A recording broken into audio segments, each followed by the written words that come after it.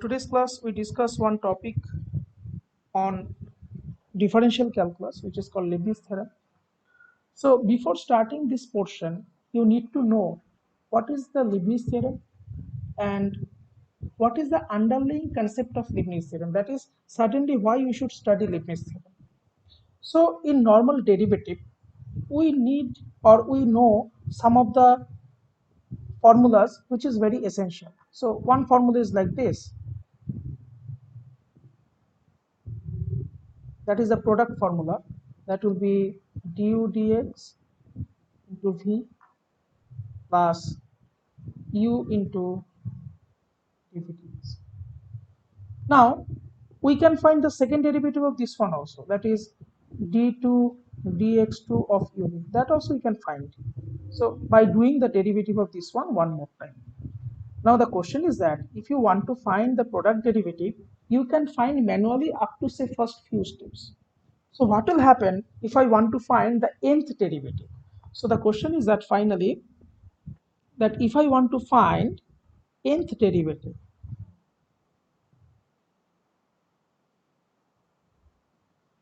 so what will be that expression?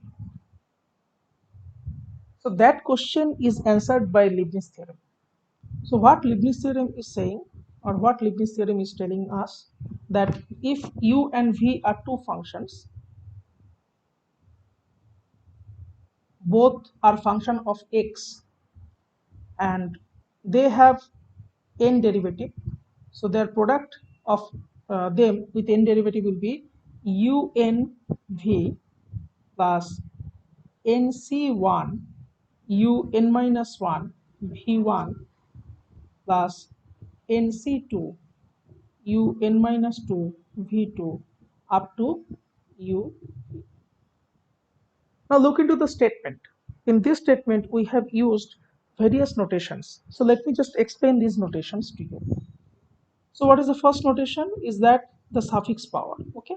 So un, that basically means dnu dxn. That is the nth derivative of u. Un minus 1 will be dn minus 1 u dxn minus 1 and so on. Similarly for v. So what about v1? V1 means first derivative. Okay. V2 means second derivative and so on. So now this is one thing, and the next thing you need to know, that is what is the meaning of this this kind of notation we have given nr. So this is basically means ncr. So all of you are familiar with this formula, I guess. So that will be factorial n by factorial r into factorial n minus r. Okay. Now in this case we need to know two very basic formulas which are very important for doing these calculations for related to the problem of Leibniz theorem. So first one is, what is nc1? So nc1, that is n1, okay, in our notation. So that value is n. And what is nc2? That is nc2. So that value will be, according to our case, factorial n divided by factorial 2 into factorial n minus 2. Now this can be written n into n minus 1 into factorial n minus 2 divided by 2 into factorial n minus 2. Now this factorial n minus 2 will be cancelled, so it will become n into n minus 1 by. So now this is the formula for Leibniz theorem. Now let us go for one problem and try to explain that what the Leibniz theorem is and how we can solve the problem, solve any problem using Leibniz theorem, and moreover how we can identify that this problem can be solved using Leibniz theorem. So let's go to some problem. This problem, and we try to understand that what is Leibniz theorem and how it can be applicable to this problem. Now look into the pattern of the problem. What is given? One value of y is given and one big expression is given which you need to show. Now look into the expression. There are yn plus 2, yn plus 1, yn. So when this type of general derivatives will be there, then you must remember Leibniz theorem. That is Leibniz theorem, we can write some product function or some derivative of nth order. Okay, so uv suffix n, so there it is n plus 2. So this is more or less like similar pattern, so you can understand that Leibniz theorem will be applicable here or may be applicable. Now the question is that in Leibniz theorem, we have seen that there are UVN. You look into the right hand side. In this right hand side, we have written the theorem for your convenience. So UVN, that is Leibniz theorem, can be applicable for n times. But in our proof, we have to show it n plus 2. So for n plus 2, we have to understand n plus 1 and n. That is, two derivatives are extra here. Y n plus 2, what is the meaning of that? That means derivative of y n plus 2 times, but Leibniz theorem is valid for n, so another 2 is extra. That means this function we have to do 2 times derivative in the beginning, then we can apply Leibniz theorem. So for any problem related to this expression or something, you need to find out that how much preliminary derivative is needed to solve using Leibniz theorem. So now if I go for the first derivative, so it will be y1. First derivative I can write y1. So the derivative of e is same, e to the power m sine inverse x. Then derivative of m sine inverse x. Now m is a constant and derivative of sine inverse x is root over 1 minus x square. Now one suggestion is there, many people have doubt that what may be the derivative of sine inverse or something, because sometimes you may forget, that is very natural. So then you look into the proof. So first term is 1 minus x square, so this will be 1 minus x square. So this is some kind of speculation, or this is some kind of reminder which you can understand from the problem. Now what is the next step? We can cross multiply this one. So what we can do, we can write simply 1 minus x square y1 equals to m into e power m sine inverse x. This one is nothing but y, so we can write my. So what we are doing, we are basically simplifying the steps. So the next step, if I just make square both sides, I get 1 minus x square y1 square equals to m square y square.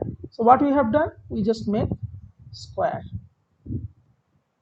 So this is the expression for first derivative y1, but we want second derivative, right?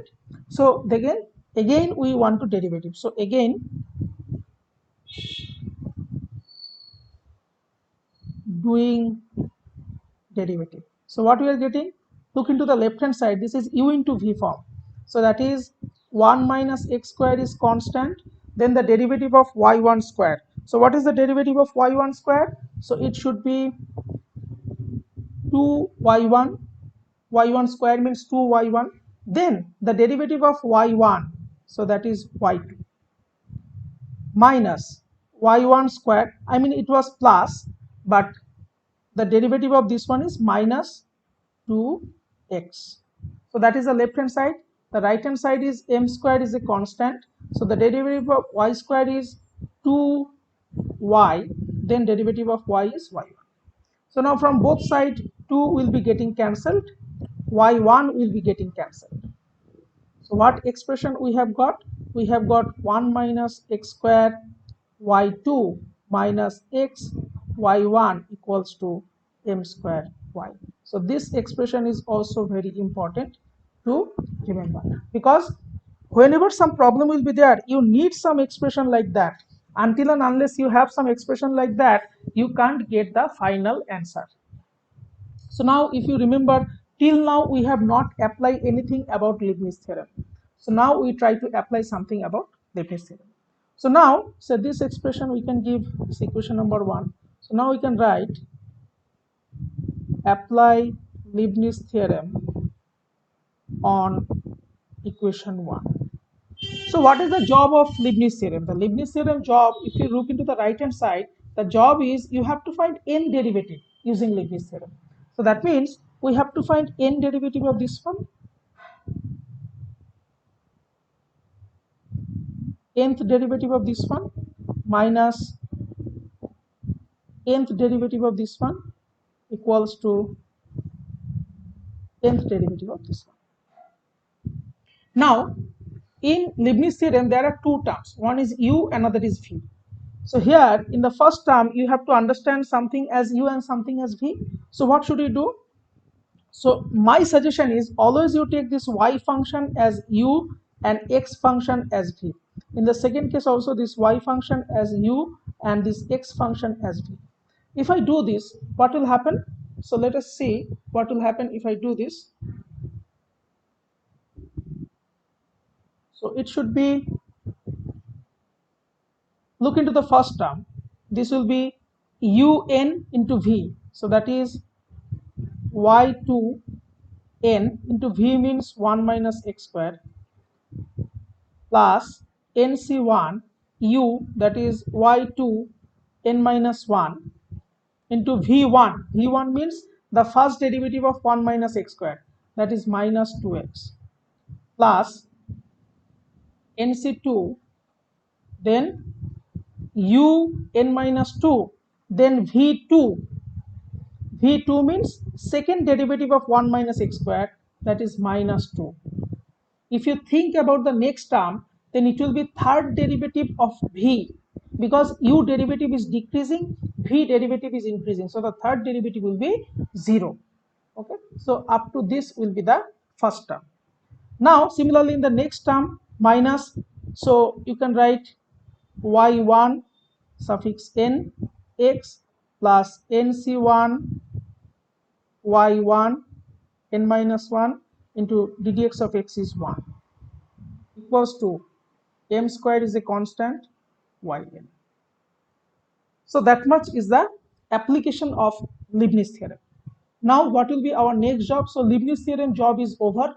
Now what we have to do, we have to simplify the step and we have to see whether you are getting the answer or not. So before simplifying the step, you need to understand this expression, this y2 and then n. What does that mean?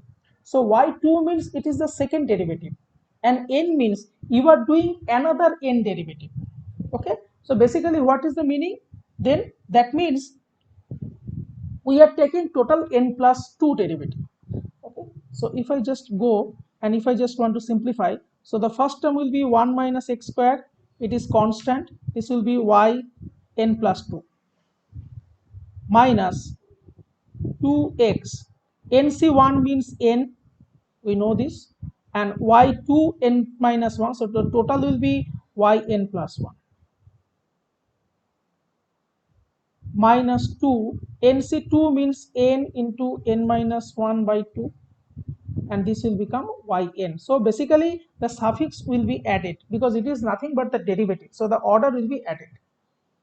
This is the first term, minus x yn plus 1 plus n yn equals to m square yn. So that is the simplification. Now you look into the proof.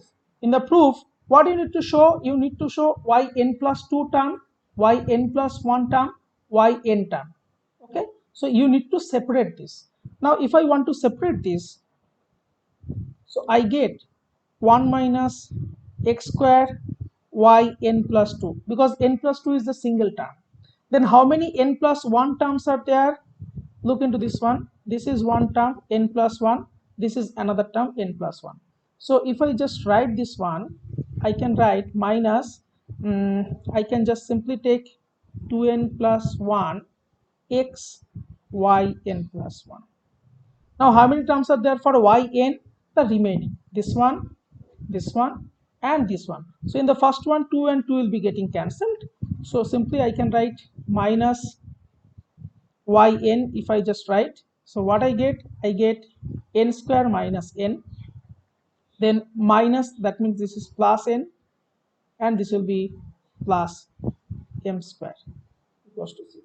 So now finally if I just write, so what I get, 1 minus x square yn plus 2 minus 2n plus 1 x yn plus 1 minus n square plus m square yn equals to 0, which is nothing but So that's all for this lecture. So what we try to discuss, basically we try to discuss what is a Leibniz theorem and how the Leibniz theorem is applicable and one application on Leibniz theorem. Now in the comment section, you please want to know that whether you want to have some more application on Leibniz theorem video or not. Thank you for your patience to seeing this video. Thank you very much.